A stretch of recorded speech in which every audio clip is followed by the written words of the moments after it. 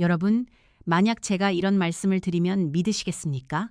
평생 거의 매일 밤 주무시는 그 자세가 지금 이 순간에도 여러분의 심장을 조용히 더 힘들게 만들고 있을 수 있습니다.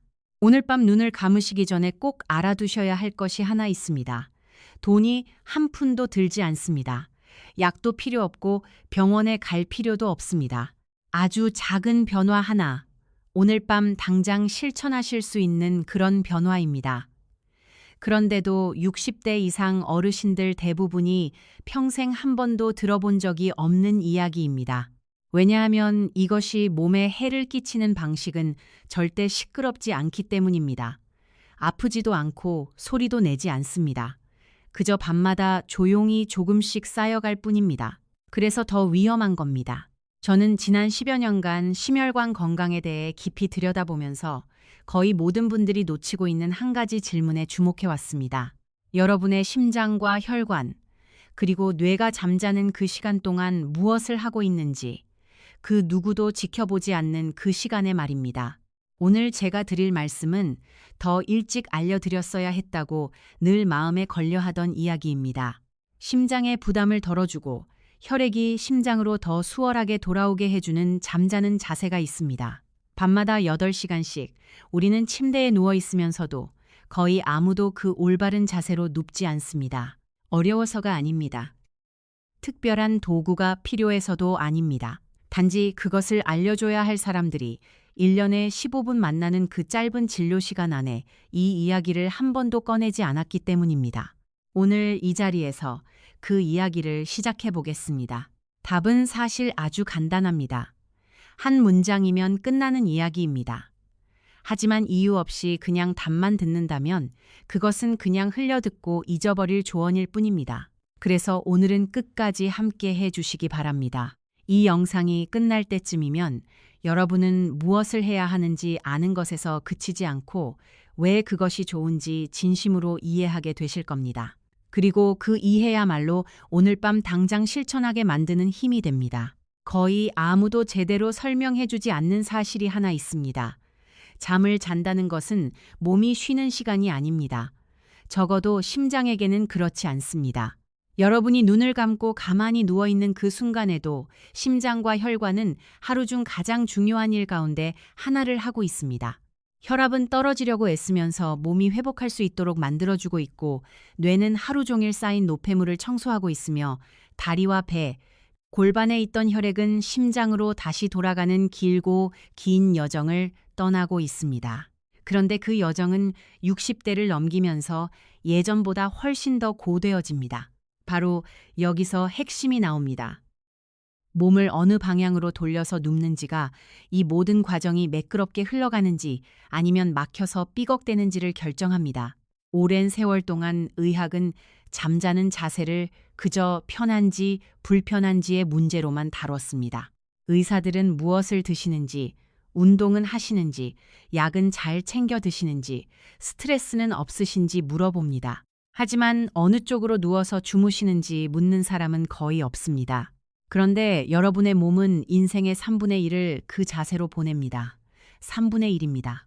그리고 60대를 넘어서 모든 것이 예전보다 조금씩 약해진 시기일수록 이 문제는 더 중요해집니다. 제가 만났던 한 분의 이야기를 들려드리고 싶습니다. 박정숙 선생님이라고 부르겠습니다. 올해 71살이시고 오랫동안 간호사로 일하시다가 은퇴하신 분입니다. 그러니까 일반적인 환자분들보다 건강 지식이 훨씬 풍부하신 분이라는 뜻입니다. 식사도 꼼꼼하게 챙기시고 아침마다 동네 호숫가를 걸으시고 혈압약도 한 번도 거르지 않으시고 정기검진도 꼬박꼬박 받으시는 분이었습니다. 그런 박정숙 선생님이 저를 찾아오신 이유는 갑작스러운 응급 상황이 아니라 본인도 도무지 설명할 수 없는 어떤 현상 때문이었습니다. 아침에 측정한 혈압이 항상 저녁보다 높게 나온다는 것이었습니다. 심장내과 선생님이 약을 2차례나 조정해 주셨는데도 좀처럼 좋아지지 않았다고 하셨습니다. 그러다가 마치 별일 아니라는 듯이 한 가지를 덧붙이셨습니다. 최근 2년 동안 아침에 일어나면 오른팔이 늘 저리다는 것이었습니다. 본인은 그저 팔을 깔고 자서 그런 줄로만 알고 계셨습니다. 그것이 심장과 관련이 있을 거라고는 한 번도 생각해 보신 적이 없으셨습니다. 저는 박정숙 선생님께 평소 어느 쪽으로 누워서 주무시는지 여쭤보았습니다. 선생님은 망설임 없이 바로 대답하셨습니다. 오른쪽으로요. 수십 년째 오른쪽으로 누워서 잡니다. 이 박정숙 선생님 이야기는 잠시 후 다시 이어가겠습니다. 왜냐하면 그 질문 하나를 던진 뒤 6달 만에 일어난 변화가 오늘 제가 이 영상을 만들게 된 이유이기 때문입니다. 그러면 그 좋은 자세가 무엇인지 말씀드리겠습니다. 심장에 좋고 혈관에 좋고 동시에 뇌에도 좋은 자세 말입니다. 바로 왼쪽으로 누워서 자는 것입니다. 정답은 왼쪽으로 옆으로 누워서 자는 것입니다. 너무 단순해서 믿기지 않으실 수도 있습니다. 그렇다면 이제부터 왜 그런지 차근차근 설명드리겠습니다. 한번 제대로 이해하고 나시면 다시는 예전처럼 오른쪽으로 편하게 누우실 수 없게 되실 겁니다. 오늘 5가지 이유를 말씀드리겠습니다. 하나씩 천천히 짚어드리겠습니다. 첫 번째 이유입니다. 제 환자분들 대부분이 처음 들으시면 깜짝 놀라시는 사실입니다. 여러분의 심장은 가슴 한가운데 자리 잡고 있지 않습니다. 사실은 왼쪽으로 많이 치우쳐 있습니다. 심장의 대부분이 몸의 왼쪽 절반에 위치하고 있습니다. 이것은 타고난 구조이고 태어날 때부터 그렇게 만들어진 것입니다. 그렇다면 왼쪽으로 누우면 무슨 일이 벌어질까요? 중력이 심장과 같은 방향에 서게 됩니다. 심장이 원래 있어야 할 자리에서 자연스럽게 받쳐지는 것이지 방해받는 것이 아닙니다. 심장이 혈액을 밀어내기 위해 굳이 더 힘을 쓸 필요가 없어지는 셈입니다. 쉽게 비유하자면 이렇습니다. 무거운 짐보따리를 들고 내리막길을 내려가는 것과 똑같은 짐을 들고 오르막길을 올라가는 것을 생각해 보십시오. 같은 짐, 같은 거리인데도 한쪽은 가뿐하고 한쪽은 숨이 차오릅니다. 여러분의 심장은 하루에 약 10만 번씩 뜁니다. 10만 번입니다. 이 숫자는 너무 커서 쉽게 와닿지 않으실 수도 있습니다. 하지만 그 뜻은 이렇습니다. 한 번 뛸 때마다 아주 조금이라도 부담이 덜어진다면 그것이 몇 년에 걸쳐 쌓이면 결코 작지 않은 차이를 만들어낸다는 것입니다. 60대를 넘어서면서 심장 근육이 조금 더 뻣뻣해지고 조금 더 약해진 시기일수록 왼쪽으로 누워서 얻는 그 작은 이점 하나하나가 더 소중해집니다. 그 이점을 밤마다 8시간씩 아무런 비용도 들이지 않고 얻으실 수 있습니다. 두 번째 이유는 심장내과 의사들조차도 거의 입 밖에 꺼내지 않는 이야기입니다. 그리고 어쩌면 오늘 영상에서 가장 중요한 부분일지도 모릅니다. 우리 몸 안에는 가장 큰 정맥이 하나 있습니다. 정말로 가장 큰 혈관입니다. 그 역할은 몸 아래쪽, 그러니까 다리와 배, 골반에서 나온 혈액을 모아서 다시 심장으로 돌려보내는 것입니다. 여기서 결정적인 부분이 나옵니다. 이 큰 정맥은 척추를 따라 오른쪽으로 흐르고 있습니다. 그래서 오른쪽으로 누워서 주무시면 뱃속에 있는 장기들의 무게가 그 중에서도 가장 무거운 장기인 간이 그 다음으로 위와 장이 그 정맥을 누르게 됩니다. 완전히 막히는 것은 아닙니다. 질식시킬 정도는 아닙니다. 다만 가볍고 은근한 압박이 밤새도록 지속되는 것입니다. 이것만으로도 심장으로 돌아가는 혈류의 속도를 늦추기에는 충분합니다. 혈액이 천천히 돌아오면 심장은 그 부족한 부분을 메우기 위해 더 힘을 써야 합니다. 하룻밤도 아니고 한 해도 아니고 밤마다 그리고 해마다 반복되는 것입니다. 원래도 혈관이 더 뻣뻣해지고 탄력이 떨어진 심장에게는 그 작은 짐이 결코 작지 않습니다. 왼쪽으로 누우시면 그 압박이 풀립니다. 가장 큰 정맥이 다시 시원하게 트이고 혈액은 더 수월하게 심장으로 돌아갑니다. 60대를 넘어서면서 정맥 안의 판막이 약해지고 혈관 벽의 탄력이 떨어진 분들에게는 이 압박을 풀어준다는 것이 정말로 의미 있는 변화입니다. 세 번째 이유로 넘어가겠습니다. 혈전이라는 말, 다들 들어보셨을 겁니다. 하지만 그것이 어떻게 생기는지 정확히 아는 분은 많지 않습니다. 정맥 속에 생기는 혈전은 심혈관 질환 중에서도 가장 조용하면서도 위험한 것 가운데 하나입니다. 주로 다리나 골반 깊은 곳의 정맥에서 만들어지는데 위험한 이유는 그것이 떨어져 나가서 폐로 흘러갈 수도 있고 뇌졸중을 일으키는데 일조할 수도 있기 때문입니다. 많은 분들이 잘못 알고 계신 것이 있습니다. 혈전은 긴 비행기 여행이나 수술 후에만 생기는 것이 아닙니다. 혈류가 지나치게 느려지는 곳이라면 어디에서든 생길 수 있습니다. 혈액이 천천히 흐르고 고이는 그곳, 바로 거기가 혈전이 만들어지는 환경이 됩니다. 그런데 밤이 되면 나이 드신 분들의 혈류는 원래도 더 느려지고 혈관벽도 탄력이 떨어진 상태입니다. 거기에 물을 조금이라도 덜 드셨다면 혈액은 한층 더 끈끈해집니다. 다시 말해서 혈전이 만들어질 조건이 매일 밤마다 갖춰져 있는 것입니다. 질문은 이것입니다. 지금 여러분이 주무시는 자세가 그 위험을 더 낮게 만들고 있을까요? 아니면 더 나쁘게 만들고 있을까요? 왼쪽으로 누우면 큰 정맥이 막히지 않고 혈류가 계속 흐를 수 있습니다. 흐르고 있는 혈액은 안전한 혈액이고 멈춰서 고여있는 혈액이야말로 위험이 시작되는 자리입니다. 분명히 말씀드리지만 왼쪽으로 눕는 것은 약이 아닙니다. 충분한 물 섭취나 적당한 운동, 그리고 의사가 처방해준 약을 대신할 수 없습니다. 다만 이미 힘겹게 일하고 있는 순환계에 추가 부담을 얹지 않기 위해 매일 밤 스스로에게 해줄 수 있는 작은 일 가운데 하나입니다. 지금까지 잘 따라오고 계신다면 그것은 여러분이 정말 건강을 진지하게 생각하신다는 뜻입니다. 이쯤에서 질문 하나 드리고 싶습니다. 댓글로 꼭 답해 주시기 바랍니다. 평소 어느 쪽으로 누워서 주무셨습니까? 왼쪽인지 오른쪽인지 아니면 똑바로 누워서 주무시는지 엎드려서 주무시는지요.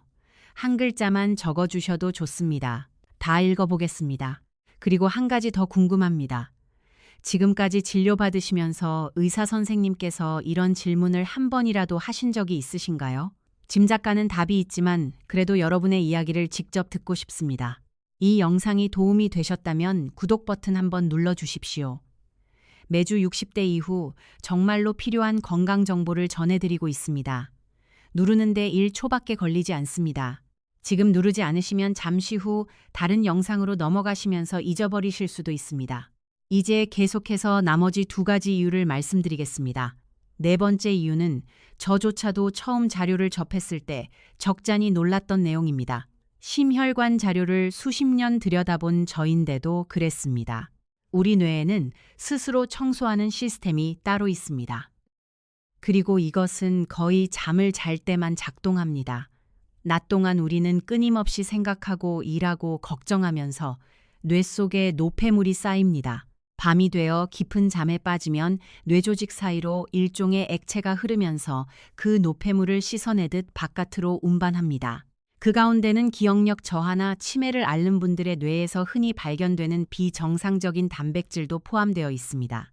그리고 초기 연구들이 보여주는 바에 따르면 이 청소 시스템은 똑바로 누워 잘 때나 엎드려 잘 때보다 옆으로 누워 잘 때 훨씬 더 효율적으로 작동한다고 합니다. 그 중에서도 옆으로 누운 자세가 그 액체의 흐름을 한층 더 원활하게 만들어준다고 알려져 있습니다. 이것이 왜 심장이나 뇌졸중과 관련이 있을까요? 뇌와 심장은 따로 떨어진 두 기관이 아니기 때문입니다. 두 기관은 같은 혈액을 함께 쓰고 있습니다. 뇌 속에 노폐물이 쌓이면 뇌 안의 작은 혈관들에 은근한 염증이 생깁니다. 그런데 뇌혈관의 염증은 작은 뇌졸중에서 시작해서 큰 뇌졸중으로 이어지는 길 가운데 하나입니다. 밤마다 일어나는 뇌의 청소 시스템을 잘 지켜주는 것은 결국 여러분의 혈관 전체를 지켜주는 것과 다르지 않습니다. 건강한 몸에서는 밤이 되면 혈압이 자연스럽게 낮아집니다. 보통 낮 동안의 혈압보다 10%에서 20% 정도 낮아집니다. 이것은 결코 우연이 아닙니다. 몸이 스스로 회복하기 위해 만들어낸 정교한 장치입니다. 혈관도 신장도 그리고 심장 그 자체도 이 압력이 낮아지는 시간이 있어야 비로소 쉬고 회복할 수 있습니다. 밤에 혈압이 잘 떨어지지 않는 분들은 심근경색이나 뇌졸중, 심부전의 위험이 그렇지 않은 분들보다 확연히 높습니다. 나이가 많아질수록 이 차이는 더욱 두드러집니다. 그렇다면 잠자는 자세는 여기서 어떤 역할을 할까요? 잠을 자는 동안 혈류가 원활하지 않으면 큰 정맥이 눌려서 혈액이 심장으로 천천히 돌아오면 몸은 진정으로 이완되지 못합니다. 겉으로는 자고 있는 것처럼 보여도 몸은 밤새 가벼운 긴장 상태에 머물러 있는 것입니다. 스트레스 호르몬도 평소보다 약간 더 높은 수준을 유지하게 됩니다. 그리고 스트레스 호르몬이 높으면 혈압이 떨어지기가 쉽지 않습니다. 5번째 이유입니다. 왼쪽으로 누우면 혈류가 좋아질 뿐 아니라 코골이나 수면 중 호흡이 일시적으로 뱉는 증상도 줄어드는 데 도움이 됩니다. 짧게 호흡이 듣는 순간들은 그때마다 혈압을 갑자기 위로 치솟게 만듭니다. 그런 순간들이 줄어든다는 것은 그만큼 한밤중에 혈압이 갑자기 치솟는 횟수도 줄어든다는 뜻입니다. 혈압이 더 고르게 떨어지고 결국 여러분은 아침에 진짜로 쉬어준 심장을 가지고 일어나게 됩니다. 밤새 8시간을 버티느라 잔뜩 긴장한 심장이 아니라요. 이제 박정숙 선생님 이야기로 다시 돌아가겠습니다. 그날 대화를 나눈 뒤 선생님은 딱 한 가지만 바꾸셨습니다. 왼쪽으로 누워 자는 연습을 시작하셨습니다. 밤사이 자꾸 몸이 돌아가지 않도록 등 뒤에 베개 하나를 받쳐 두셨습니다. 간단하지만 효과적인 방법이었습니다. 그리고 두 무릎 사이에 베개 하나를 끼워서 허리를 곧게 펴고 골반이 비뚤어지지 않도록 도와주셨습니다. 석 달 뒤 박정숙 선생님이 다시 저를 찾아오셨습니다. 심장내과 선생님을 2해 동안 골치 아프게 했던 그 아침 혈압 수치가 내려가 있었습니다. 급격하게는 아니었지만 한결 고르고 안정적으로요. 매일 아침마다 저렸던 오른팔은 더 이상 저리지 않았습니다. 잠도 더 깊이 주무시게 되었고 남편분 말씀으로는 코 고는 소리도 눈에 띄게 줄었다고 하셨습니다. 여기서 분명히 말씀드리고 싶은 것이 있습니다. 왼쪽으로 누워서 잔 것이 박정숙 선생님의 병을 고친 것이 아닙니다. 선생님은 여전히 약을 드시고 여전히 걷기 운동을 하시고 여전히 식단도 신경 쓰고 계십니다. 이것은 여러 요인 가운데 하나일 뿐입니다. 다만 수십 년 동안 단 한 번도 들어보지 못한 이야기였다는 것이 핵심입니다. 그리고 박정숙 선생님이 제게 해주신 말씀을 저는 아직도 잊지 못합니다. 30년 동안 간호사로 일하면서 수많은 환자에게 식사와 약, 운동에 대해 알려드렸는데 단 한 번도 이런 이야기는 들어본 적이 없었다고 하셨습니다. 바로 그것이 빈틈입니다. 의학 지식의 빈틈이 아닙니다. 관련된 연구는 이미 충분히 존재합니다. 빈틈은 환자가 집으로 돌아가 잠자리에 들기 전에 이 이야기가 한 번도 전해지지 않았다는 데 있습니다. 오늘 저는 바로 그 이야기를 여러분께 전해드리고 있는 것입니다. 여기서 5가지를 다시 한번 정리해 드리겠습니다. 오늘 가지고 가셔서 오늘 밤 바로 실천해 보셔야 할 5가지입니다. 첫째, 심장은 왼쪽으로 치우쳐 있습니다. 왼쪽으로 누우면 중력이 심장을 방해하는 대신 도와줍니다. 하룻밤 8시간씩.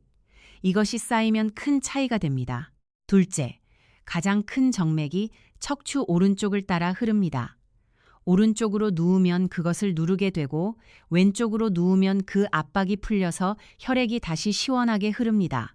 셋째, 혈전은 흐르지 않고 고여있는 혈액에서 생겨납니다. 왼쪽으로 누우면 다리와 골반의 혈류가 계속 흐르도록 도와줍니다. 60대를 넘긴 분들에게는 이것이 생각보다 훨씬 중요합니다. 넷째, 뇌의 노폐물 청소 시스템은 옆으로 누워서 잘 때 가장 잘 작동합니다. 매일 밤 그것을 깨끗이 청소해 주는 것은 뇌혈관의 염증을 줄이고 장기적으로 뇌졸중 위험을 낮추는 데 도움이 됩니다. 다섯째, 왼쪽으로 누우면 밤사이 혈압이 더 고르게 떨어지고 코골이도 줄어들고 스트레스 호르몬 수치도 낮아져서 심장이 진짜로 회복할 시간을 더 많이 가지게 됩니다.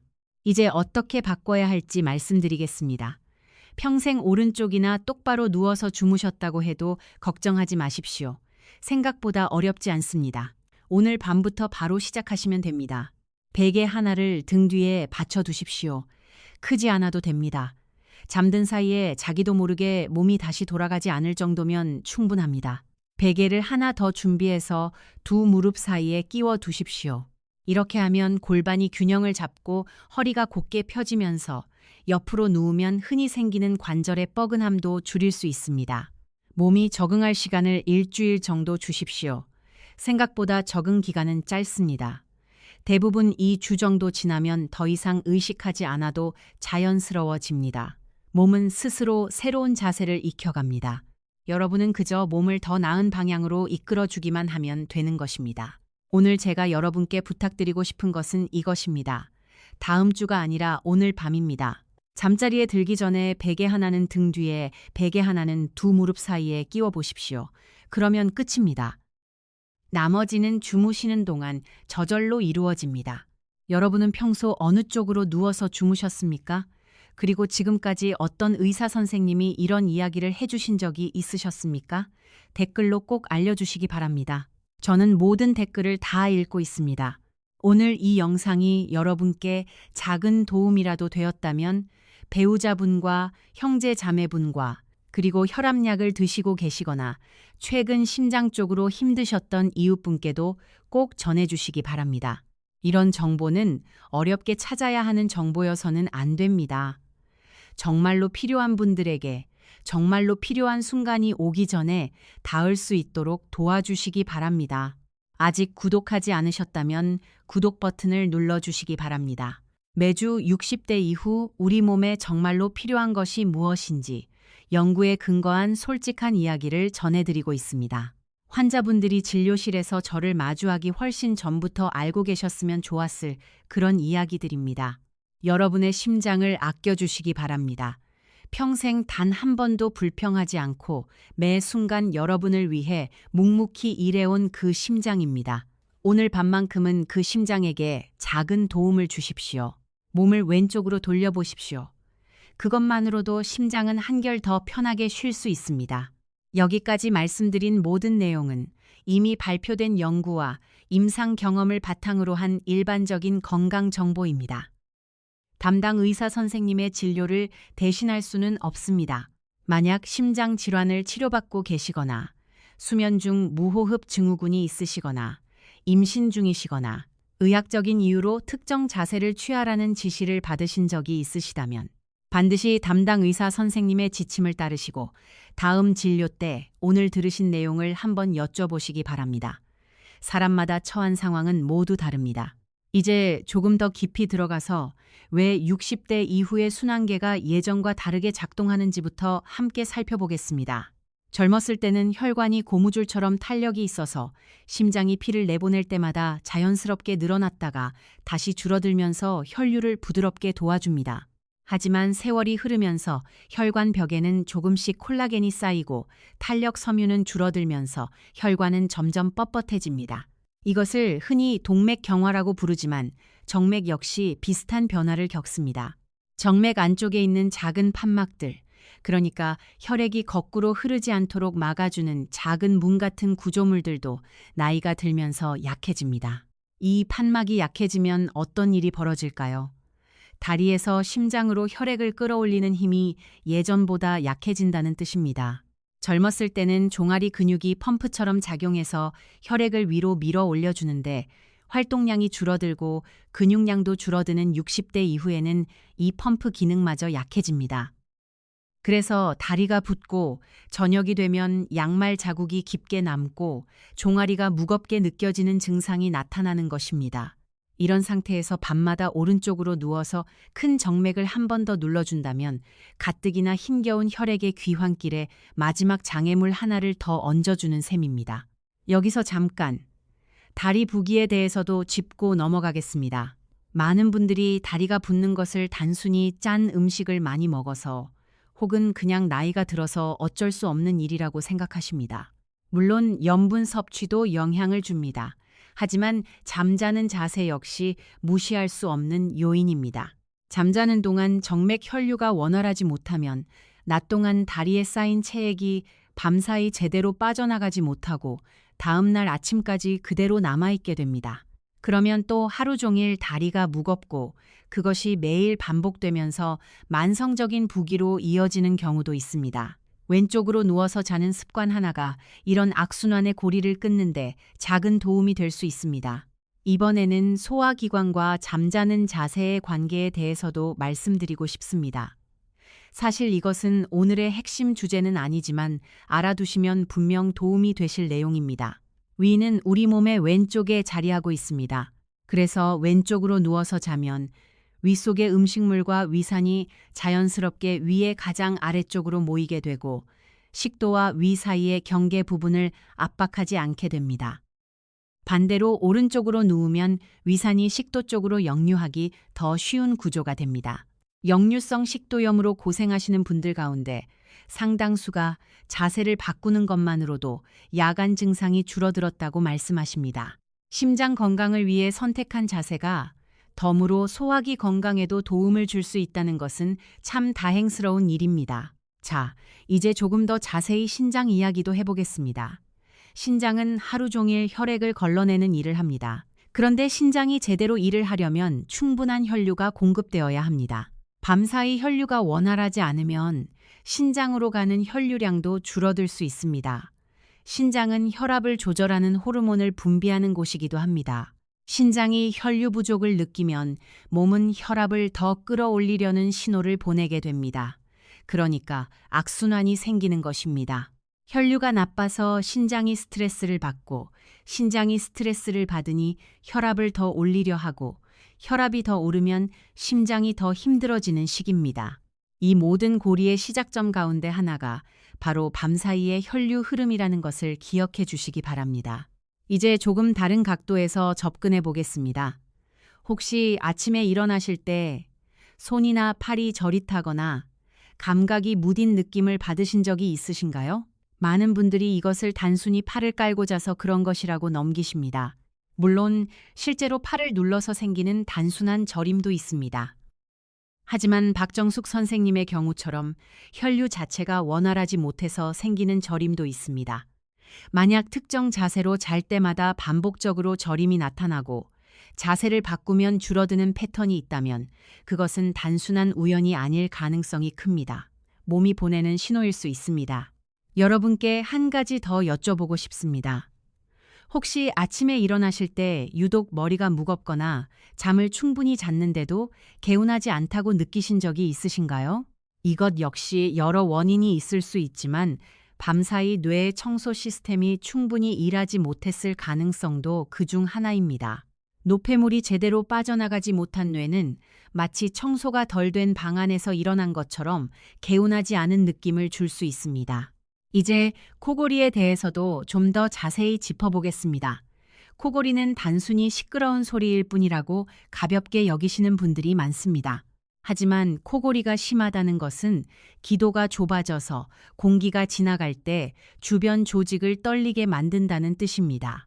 그리고 기도가 심하게 좁아지면 일시적으로 호흡이 돋는 수면 무호흡으로 이어질 수도 있습니다. 수면 무호흡이 있는 분들은 짧은 시간 동안 산소 농도가 떨어지고 그것을 보충하기 위해 몸이 갑자기 각성 상태로 전환되면서 혈압이 순간적으로 치솟습니다. 이런 일이 하룻밤에도 수십 번에서 수백 번까지 반복될 수 있습니다.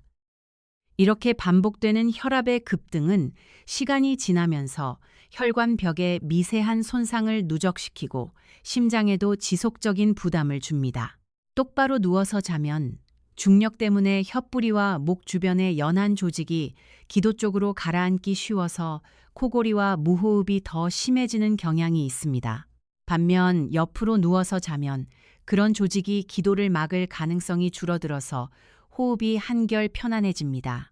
많은 수면 클리닉에서도 가벼운 코골이나 경미한 수면 무호흡이 있는 분들께 옆으로 누워서 자는 자세를 권하는 이유가 바로 여기에 있습니다. 왼쪽으로 눕는 습관 하나가 심장과 혈관뿐 아니라 호흡의 질까지 함께 개선해 줄 수 있다는 점은 정말 의미가 큽니다. 여기서 잠깐 박정숙 선생님 이야기를 좀 더 이어가 보겠습니다. 선생님께서 들려주신 또 다른 변화가 있었습니다. 예전에는 자다가 자주 깨셨다고 합니다. 한밤중에 화장실을 가려고 깨시는 것 말고도 이유 없이 잠이 얕아져서 뒤척이는 경우가 많았다고 하셨습니다. 그런데 왼쪽으로 누워서 자는 습관을 들이신 이후 한 번 잠들면 훨씬 더 깊이 주무시게 되었다고 하셨습니다. 본인 표현으로는 마치 몸이 더 이상 무언가와 싸우지 않고 진짜로 쉬는 것 같다고 하셨습니다. 저는 이 표현이 정말 정확하다고 생각합니다. 혈류가 막혀서 몸이 은근히 긴장 상태에 있을 때는 겉으로는 자고 있어도 속으로는 계속 일을 하고 있는 셈이기 때문입니다. 이제 조금 더 실용적인 부분으로 넘어가 보겠습니다. 혹시 평생 오른쪽으로만 누워서 주무셨다면 왼쪽으로 자세를 바꾸는 것이 처음에는 어색하고 불편하게 느껴지실 수 있습니다. 이것은 지극히 자연스러운 반응입니다.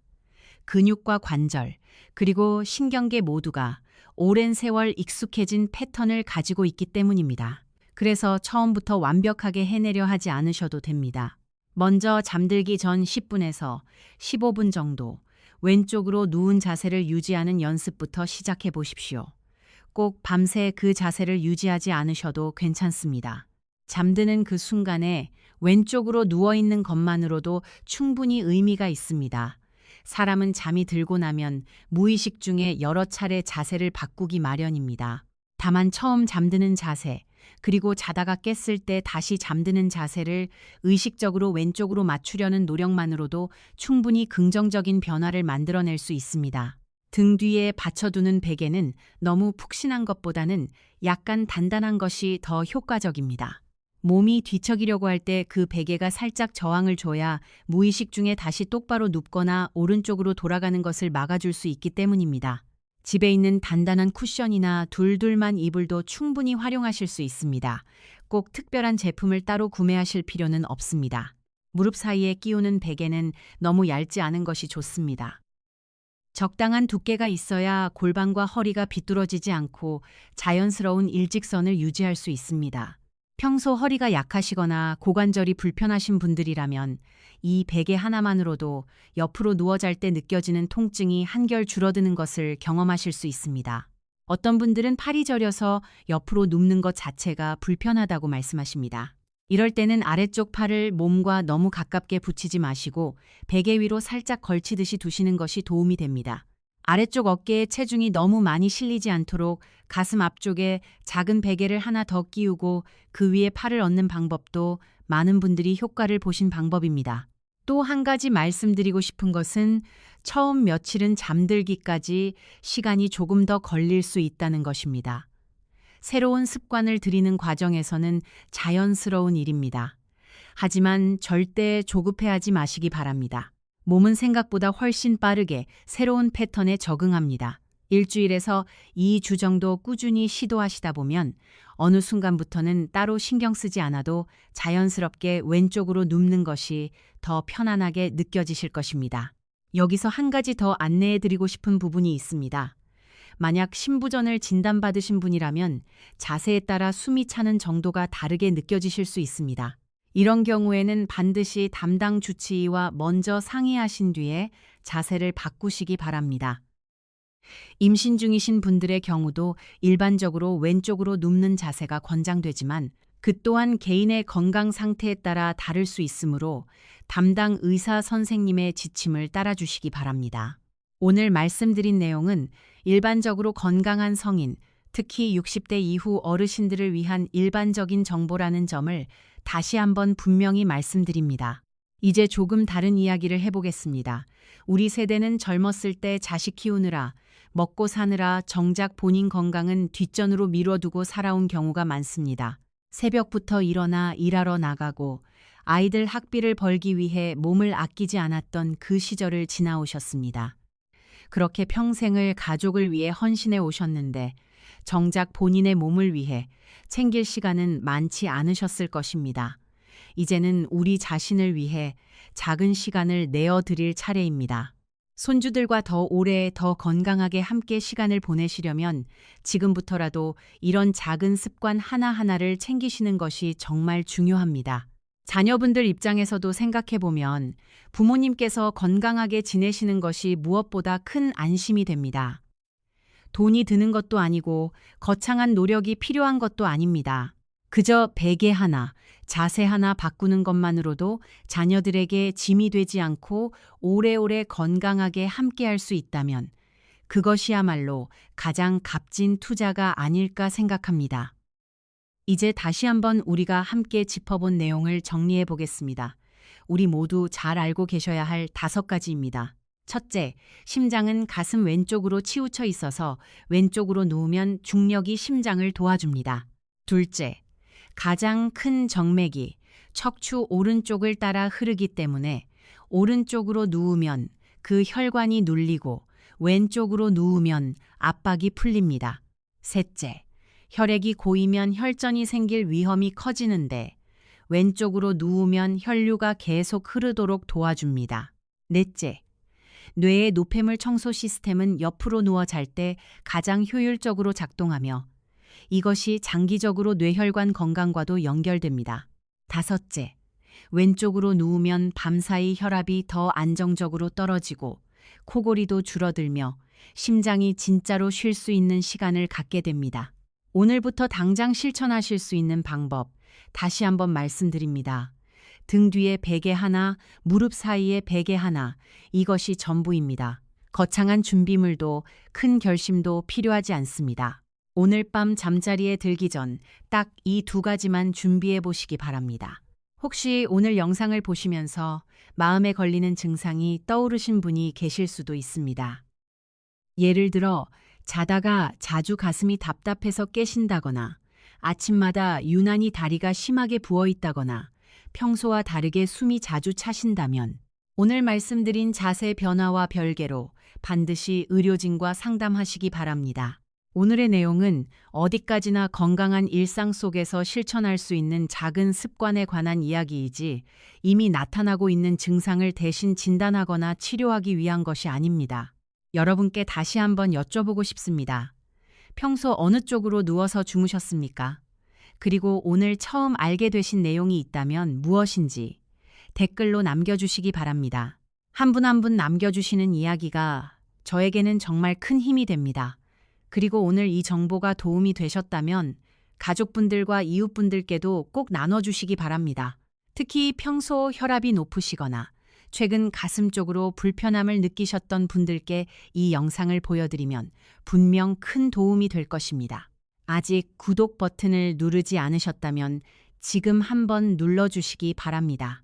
다음 주에도 60대 이후 정말로 알아야 할 건강 정보로 다시 찾아뵙겠습니다. 그리고 마지막으로 한 가지만 더 당부드리고 싶습니다. 오늘 들으신 내용을 그냥 듣고 흘려보내지 마시고 꼭 오늘 밤 한번 직접 시도해 보시기 바랍니다. 아는 것과 실천하는 것은 전혀 다른 이야기입니다. 작은 실천 하나가 모여서 큰 변화를 만들어냅니다. 여러분의 심장은 단 한 번도 불평하지 않고 태어난 순간부터 지금까지 단 1초도 쉬지 않고 일해왔습니다. 오늘 밤 그 심장에게 작은 선물을 해주시기 바랍니다. 몸을 살짝 왼쪽으로 돌려보십시오. 그것만으로 충분합니다. 오늘 말씀드린 모든 내용은 이미 발표된 연구 결과와 임상 경험을 바탕으로 정리한 일반적인 건강 정보입니다. 담당 의사 선생님의 진료와 처방을 대신할 수 없습니다. 심장 질환을 치료 중이시거나 수면 무호흡 증후군이 있으시거나 임신 중이시거나 의학적 이유로 특정 자세를 권유받으신 적이 있으시다면 반드시 담당 의사 선생님의 지침을 우선하시고 다음 진료 때 오늘 들으신 내용을 함께 상의해 보시기 바랍니다. 사람마다 건강 상태와 상황은 모두 다르다는 점을 꼭 기억해 주시기 바랍니다. 오늘도 끝까지 함께 해주셔서 감사합니다.